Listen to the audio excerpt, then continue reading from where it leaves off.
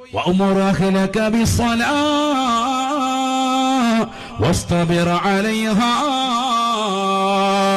പരിശുദ്ധമായ ഖുർആനിലൂടെ അല്ലാഹു ഓർമ്മപ്പെടുത്തുകയാണ്, നീ നിന്റെ ഭാര്യയോടും കുടുംബത്തോടും നീ നമസ്കാരം കൊണ്ട് കൽപ്പിക്കണേ, നിസ്കരിക്കണേ എന്ന് ഭർത്താവ് ഭാര്യയോട് പറയണേ.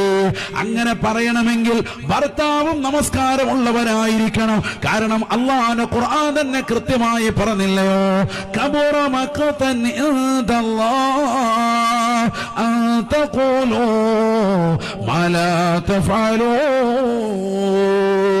നിങ്ങൾ ചെയ്യാത്ത കാര്യം മറ്റുള്ളവരുടെ മേൽ അടിച്ചേൽപ്പിക്കുന്നത് വൻ പാപമാണ്, വലിയ പാപമാ. പ്രിയപ്പെട്ട ഭർത്താവേ, ഉപ്പമാരെ, നമസ്കാരം നിങ്ങൾ അനുവർത്തിക്കൽ അനിവാര്യമാണ്. ഒരു വഖത്ത് പോലും കൃത്യമായി ശ്രദ്ധ പതിപ്പിക്കാതെ പോകരുത്.